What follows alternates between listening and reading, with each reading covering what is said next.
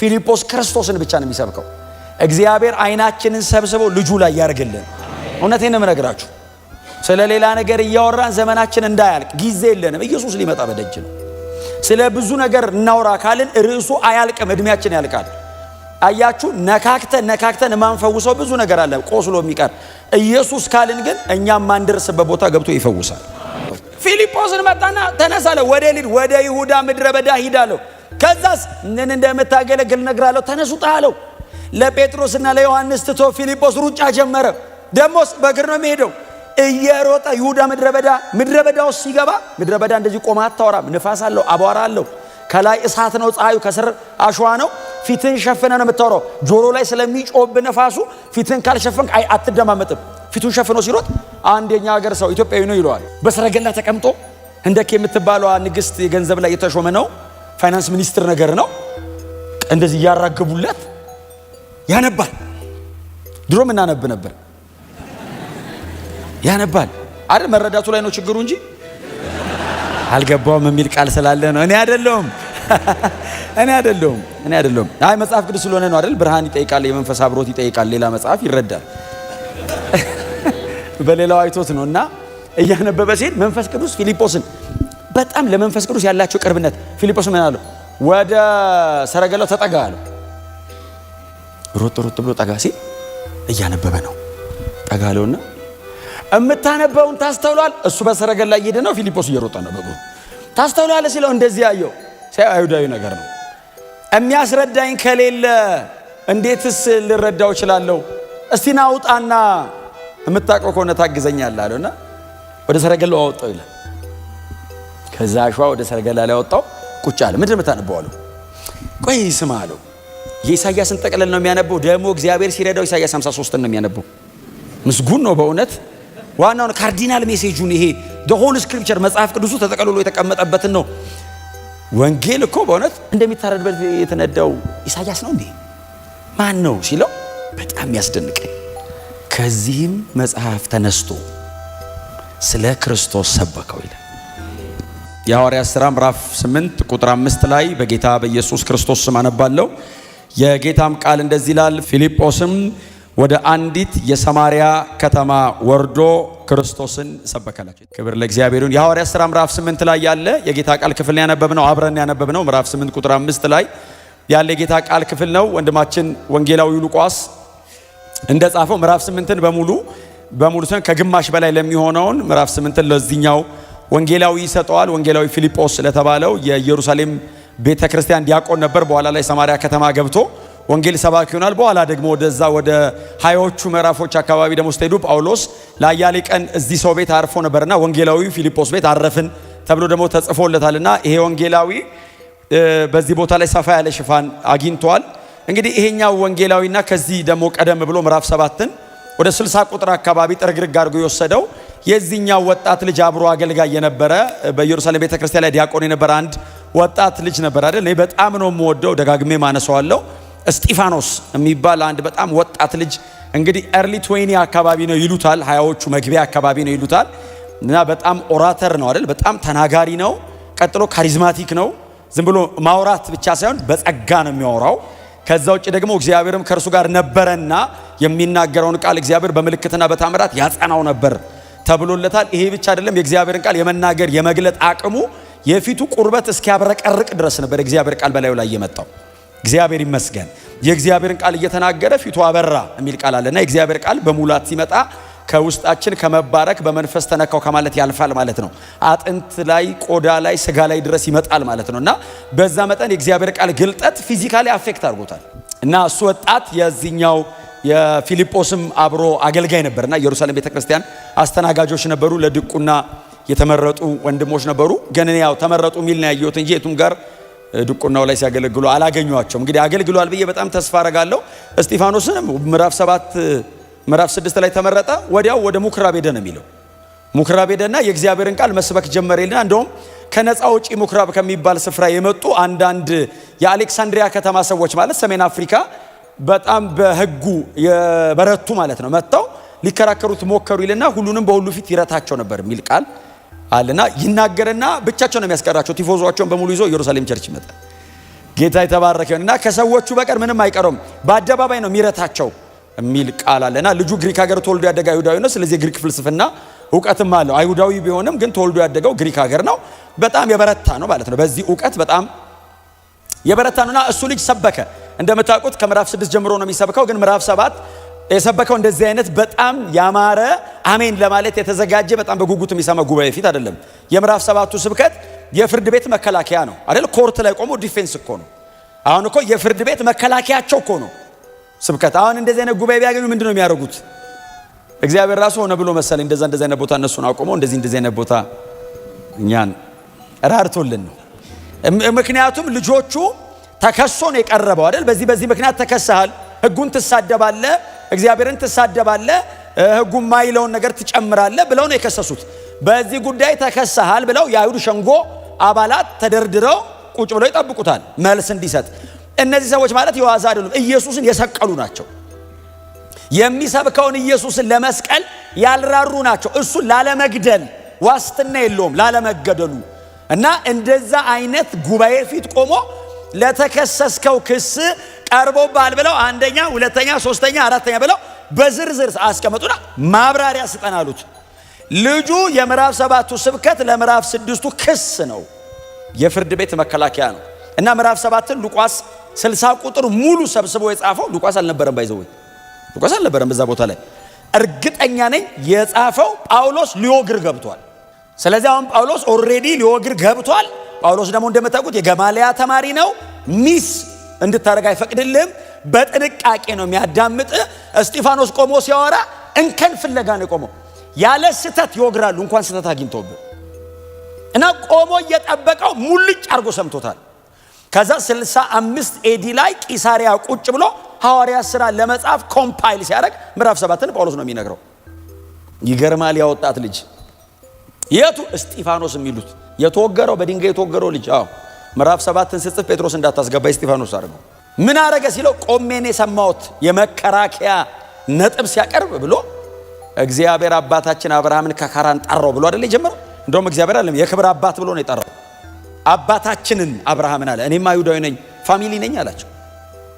1440 ዓመት በ54 ቁጥር የሚሮጥ ወፍ በረር ባይብል ላይ የሚሄድ በጣም ጀግና ሰባኪ ነው እስጢፋኖስ። በእውነት ጌታ እድል ይሰጠናል። በጣም ብዙ እንደዚህ አይነት ሰዎች እዚህ ውስጥ እንዳላችሁና እንደምትኖሩ ወደፊትም ተስፋ አደርጋለሁ። ጎናችሁ ያለው የእግዚአብሔርን ቃል በፍጹም ግልጠት ተናገር በሉት እስቲ። ክብር ለኢየሱስ ይሁን። እና መንፈስ ቅዱስ እያቀበለው እንደሚሰብክ ግልጽ ነው። ከአብርሃም ተነሳ አይደል? ይስሐቅና ያዕቆብን ነካ አረጋቸው። አብርሃም በድንኳን ኖረ፣ እነሱም በድንኳን ኖሩ ብሎ ነካ አረጋቸው። ያው ላይኔጅ መጠበቅ ስላለበት እሱን ጠብቆ ነው ሄደው። አብርሃምን ነካ። አብርሃም ጋር ትንሽ ሰፋ ያለ ቆየ። ይስሐቅን ያዕቆብን ነካ አድርጎ አለፋቸው። በዮሴፍ አቋርጦ ግብጽ ገባ። በዮሴፍ በኩል አድርጎ ግብጽ ገባ። ግብጽ ገብቶ አልቆየም። ሙሴ ጋር መጣ። 400 ዓመቱን አንዴ ነው ያጠፈው። ሙሴ ጋር መጥቶ ሙሴ የሕጉ ተቀባይና የእስራኤል መሪ ስለነበር ሙሴ ጋር ሰፋ ያለ ሽፋን ቆየ።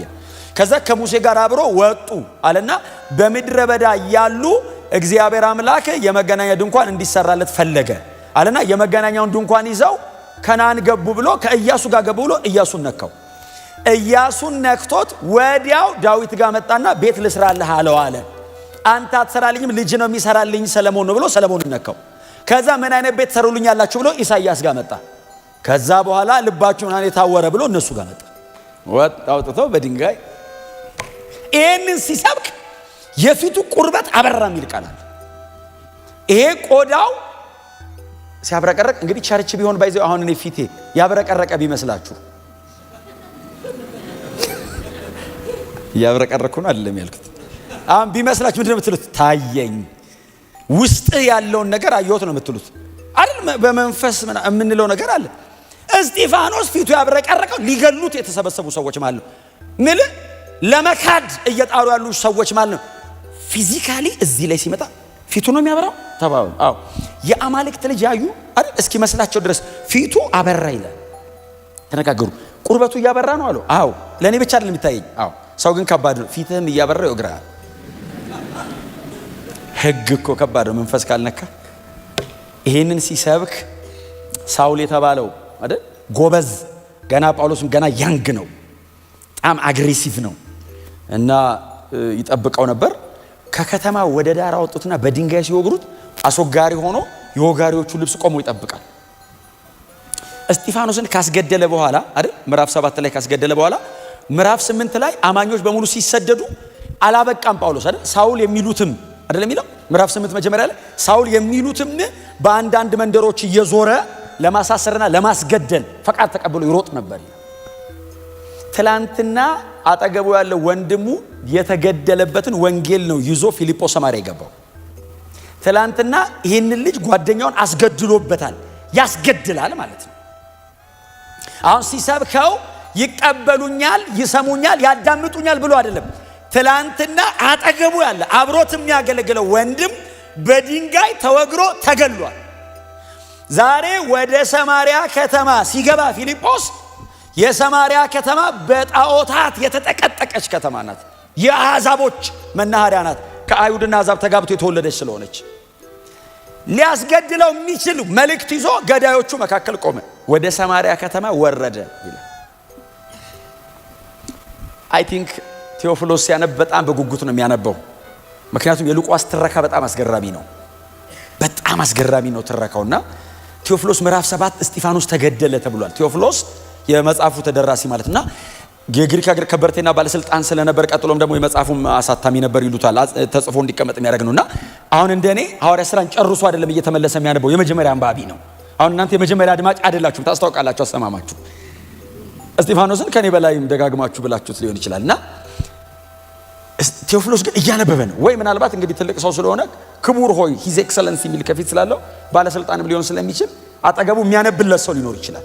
እና ምዕራፍ 7 እየተነበበለት በእስጢፋኖስ ስብከት በፊቱ ማብረቅረቅ በጣም ተደንቆ እሺ እያለ ወገሩት ተብሏል። አስወጋሪው ሳውል ነው የሚል እያነበበ ነው። ቀጥሎ ምዕራፍ 8 ይሄ ሳውል የሚሉ ሰውዬ አላቆመም፣ እያሳደዳቸው ነው። ደቀ መዛሙርት ተበትነውም አልበቃውም፣ እንደገና ለማስገደል እየሄደ ነው።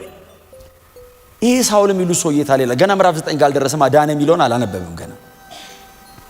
ባለስልጣን ነው ብናስይዘው ጥሩ ነው። ወንጌል ቢሄድ እያነበቡልን ፊልጶስ ሰማርያ ከተማ ወረደ ሲል እሺ ቀጥል። ከዛስ ወርዶ ምን አረገ? ትላንትና በወንጌል ምክንያት ተገሏላ ሰው ተወው። ይሄን ወንጌል ሰማርያ ከተማ ገብቶ ነገደ። ሰማርያ ከተማ ገብቶ ሌላ ርዕስ ያዘ። ሰማርያ ከተማ ገብቶ ኑሮውን ቀጠለ። ክርስቶስን ሰበከው። he was preached Christ alone። ወደ ሰማርያ ከተማ ወረደ ክርስቶስን። ሰማርያ ከዚህ በፊት ትንሽ ተነካክታለች አይደል? ወደ ውስጥ ባይገባባትም ዮሐንስ ወንጌል ምዕራፍ 4 ላይ ጌታችን ነክቷታል። ሲካር ድረስ ገብቷል። ሲካር ሴኬም the oldest city ነው። በእነ አብርሃም ዘመን ሴኬም የሚባለው ማለት ነው። አሁን ሲካር ብለውት ነው። ምክንያቱም ውሃ መቅጃው ራሱ አብርሃም ይስሐቅ ለልጁ ለያዕቆብ የሰጠው፣ ያዕቆብ ደግሞ ለልጁ ለዮሴፍ ያወረሰው ነው። እንግዲህ በእነ ያዕቆብ ዘመን የነበረ ምንጭ ነው አይደል? ጌታ ኢየሱስ ሲገባ ያቺን ሴት ያገኘበት ቦታ ውስጥ ድረስ አልገባም። ኢየሱስ ለመቀደስ ስለሆነ ዳር ድረስ መጥቷል። ያው ኢየሱስ ጫፉን ከረገጠው ይቀደሳል እና ውስጥ ድረስ ለመግባት ጊዜ ስለሌለው ጫፍ ላይ ቆሞ ያቺን ሴት አግኝቶ፣ ያቺ ሴት ደግሞ ሰማርያ ካሉት ከተሞች መካከል የአንዷን አካባቢ ሰው ሰብስባ አምጥታለት ጌታ ኢየሱስ ክርስቶስ ወንጌል ሰብኮ ሄዷል። ፊልጶስ ዛሬ መጣ። ድፍን ሰማርያ ነው ጠቅልሎ የገባው ፊልጶስ። ወደ ውስጥ ክሮስ አድርጎ ገብቷል። ክርስቶስን ሰበከ። በጣም በትህትና ጎናቸው ሰው ክርስቶስን ብቻ ስበክ በሉት። እስቲ ጮክ ብሎ እኔ ክርስቶስን እሰብከዋለሁ በሉት። ክርስቶስን ሰበከው።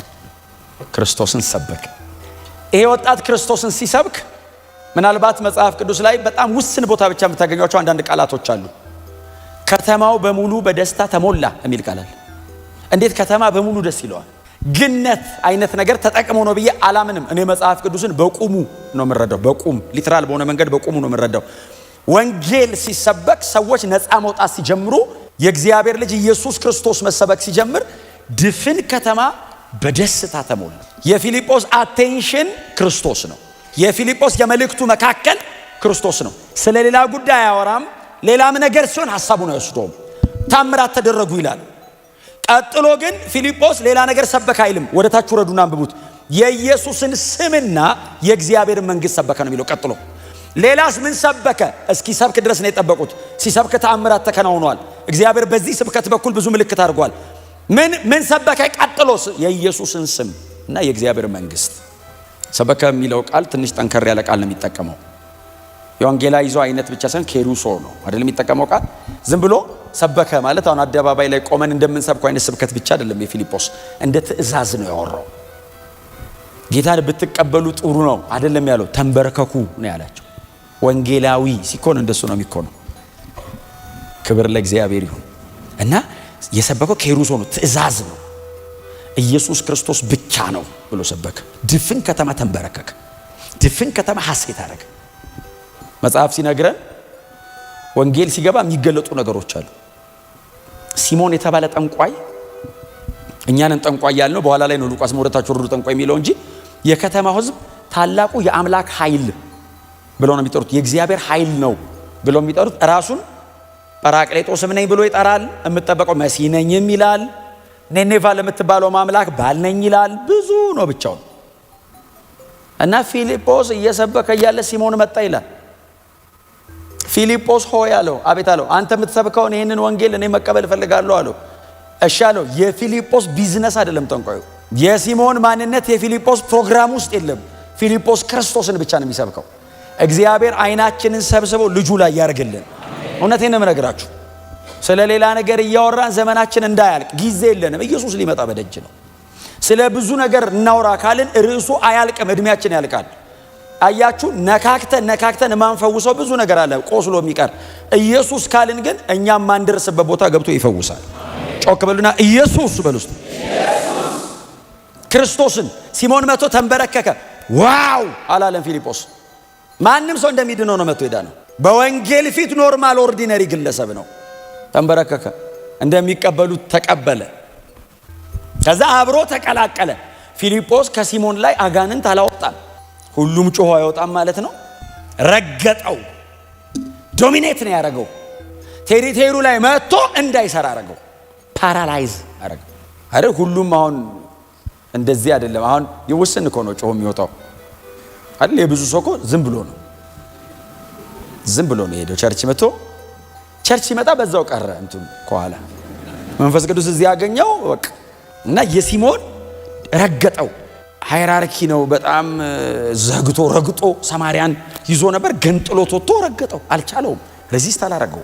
ልቀበላለው ተቀበለ። አብሮ ተቀላቅሎ ሲኖር መጽሐፍ ቅዱስ ሲናገር ፊልጶስ አገልግሎቱን እየጨረሰ እያጠናቀቀ ስለነበረ የኢየሩሳሌም ቸርች ጴጥሮስና ዮሐንስን ለመንፈስ ቅዱስ ሙላት እና ያለውንም ነገር ደግሞ እንዲያስተካክሉ ላከቻቸው። ቤተክርስቲያን ሰዎቹ መጡ። ጴጥሮስ እንደምታውቁት በጣም አግሬሲቭ ነው።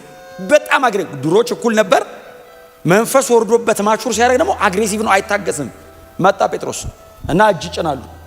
እጅ ሲጭኑ በሐዋርያት እጅ መንፈስ ቅዱስ ሲታደላየ ሳይመጣ በእውነት አስቸጋሪ እኮ ነው። ታውቃለህ፣ የቆየ ነገር ቶሎ አይለቀም። ገነፈለበት። ተመልሶ ቦታውን መያዝና እሱም ያችን ኃይል ማከፋፈል ፈለገ።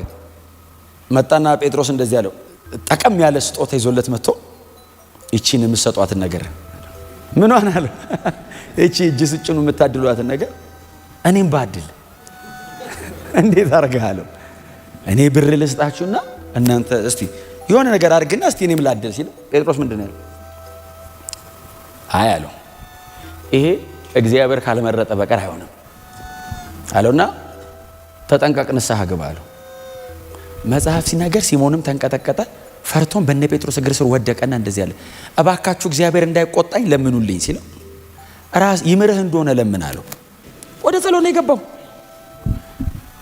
መሃል ላይ ፊልጶስ ትቶት የሄደውን ሲሞን ጴጥሮስ ቆረጠው። ወደ ፊልጶስ ተመለስ አይደል? አሁን መጽሐፍ ወደ ፊልጶስ ተመለስና ፊልጶስን መንፈስ ቅዱስ መጣና ተነስ አለው። ወደ ልሂድ ሲለው ወደ ይሁዳ ምድረ በዳ ሂድ አለው።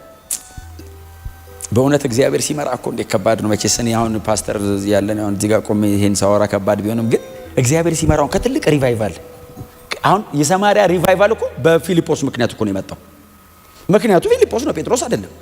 ፊልጶስ እንደዛ እያመሰው ፊልጶስ እየተባለ መንፈስ ቅዱስ መጣና ውጣ ከማል አለው። ይሄድ አለው። ወደ ምድረ በዳ ደግሞ እኮ የሚመርጠው ፊልጶስን መጣና ተነስ አለው። ወደ ይሁዳ ምድረ በዳ ሂድ አለው። ከዛስ ምን እንደምታገለግል ነግራለሁ፣ ተነስ ውጣ አለው። ለጴጥሮስና ለዮሐንስ ትቶ ፊልጶስ ሩጫ ጀመረ። ደሞስ በእግር ነው የሚሄደው። እየሮጠ ይሁዳ ምድረ በዳ ውስጥ ሲገባ ምድረ በዳ እንደዚህ ቆማ አታወራም። ንፋስ አለው፣ አቧራ አለው። ከላይ እሳት ነው፣ ፀሐዩ ከስር አሸዋ ነው። ፊትን ሸፍነ ነው የምታወራው። ጆሮ ላይ ስለሚጮብ ነፋሱ ፊትን ካልሸፈንክ አትደማመጥም። ፊቱን ሸፍኖ ሲሮጥ አንድ የኛ ሀገር ሰው ኢትዮጵያዊ ነው ይለዋል። በሰረገላ ተቀምጦ ህንደኬ የምትባለዋ ንግስት የገንዘብ ላይ የተሾመ ነው፣ ፋይናንስ ሚኒስትር ነገር ነው። እንደዚህ ያራገቡለት ያነባል። ድሮም እናነብ ነበር። ያነባል አይደል? መረዳቱ ላይ ነው ችግሩ እንጂ አልገባውም የሚል ቃል ስላለ ነው። እኔ አይደለሁም። አይ መጽሐፍ ቅዱስ ስለሆነ ነው አይደል? ብርሃን ይጠይቃል፣ የመንፈስ አብሮት ይጠይቃል። ሌላ መጽሐፍ ይረዳል። በሌላው አይቶት ነውና እያነበበ ሲሄድ መንፈስ ቅዱስ ፊልጶስን በጣም ለመንፈስ ቅዱስ ያላቸው ቅርብነት ፊልጶስ ምን አለው? ወደ ሰረገላው ተጠጋ አለው። ሮጥ ብሎ ጠጋ ሲል እያነበበ ነው። ጠጋ አለውና እምታነበውን ታስተውሏል? እሱ በሰረገላ እየሄደ ነው፣ ፊልጶስ እየሮጠ ነው በእግሩ። ታስተውሏል ሲለው እንደዚህ ያየው አይሁዳዊ ነገር ነው። የሚያስረዳኝ ከሌለ እንዴትስ ልረዳው እችላለሁ? እስቲ ናውጣና የምታውቀው ከሆነ ታግዘኛለህ አለውና ወደ ሰረገላው አወጣው ይላል። ከዛ አሸዋ ወደ ሰረገላ ላይ አወጣው። ቁጭ አለ። ምንድን ነው የምታነበው አለው። ቆይ ስማ አለው። የኢሳያስን ጠቅለል ነው የሚያነበው። ደግሞ እግዚአብሔር ሲረዳው ኢሳያስ 53 ነው የሚያነበው። ምስጉን ነው በእውነት። ዋናውን ካርዲናል ሜሴጁን ይሄ the whole scripture መጽሐፍ ቅዱሱ ተጠቅልሎ የተቀመጠበትን ነው። ወንጌል እኮ በእውነት እንደሚታረድ በግ ተነዳ፣ በሸላቾቹ ፊት ዝም እንደሚል በግ ምናምን የሚለው ነብዩ ስለ ራሱ ነው። ስለማን እንደሚታረድ በግ የተነዳው ኢሳያስ ነው እንዴ? ማን ነው ሲለው በጣም ያስደንቀኝ። ከዚህም መጽሐፍ ተነስቶ ስለ ክርስቶስ ሰበከው ይላል። ሰረገላው በእውነት ርዕስ ያስቀይራል። የሰውየው አለባበስ ርዕስ ሊያስቀይር ይችላል። በዛ ላይ ዝም ብሎ አይነት ሰው አይደለም፣ የገንዘብ ሹም ነው። ፊልጶስ ሲያገኘው ከዚህ መጽሐፍ ተነስቶ ክርስቶስን ሰበከውና ከዛ ሰውየው እንደዚህ አለ፣ እንዳልጠመቅ ምን ይከለከለኛል? እርግጠኛ ነኝ ኢየሩሳሌም ተጠምቆ ነው የመጣው። አሁን ወንጌል በራለት። ምንድነው ማህተም ማድረገው? እንዳልጠመቅ ምን ይከለከለኛል ሲለው ኢየሱስ ክርስቶስ የእግዚአብሔር ልጅ እንደሆነ ካመንክ አለው። አምኛለሁ አለው። ና እንውረድ አለው አይደል? ሰረገላ ላይ ጠመቅ መቼስ ነው ወረዳል። አወረዳለሁ አወረደ ይልና እኔ አሁን ይሁዳ ምድረ በዳ ወንዝ ራሱ ከየት እንደመጣ ወንዝ አገኙ ነው ወረደ። ይዞት ወረደ ውሃ ውስጥ አጥምቆት ሲያስወጣው የጌታ መንፈስ ፊልጶስን ናጠቀው። እኛ ብንሆን መልአክ አጠመቀኝ ነው የምንለው። አሁን ካጠገብ ቢሰወር ጌታ ረድቶት ነው ፊልጶስ አጠመቀኝ ያለው እንጂ ሰው እንደሆነ አናምንም። እኛ እኮ መልአክ የሚመስልም ካየን የመላእክት አገልግሎት የሚል መጽሐፍ ሁሉ እንጽፋለን። አጠመቀውና ሲወጣ የጌታ መንፈስን ፊልጶስን ነጠቀልና በጋዛ አይ ቲንክ 37 ኪሎ ሜትር ይመስለኛል የወሰደው። ጋዛ ደረሰ አይደለም አይደል? ተገኘ ነው የሚለው። ጋዛ ዱብ አለ። በጋዛ ወርዶ ደግሞ ስብከት ቀጠለ። ክርስቶስን ብቻ። እቺ ቀን ከዚህ በኋላ ለሚኖረንም ጊዜ ሁሉ ፍሬም ነች።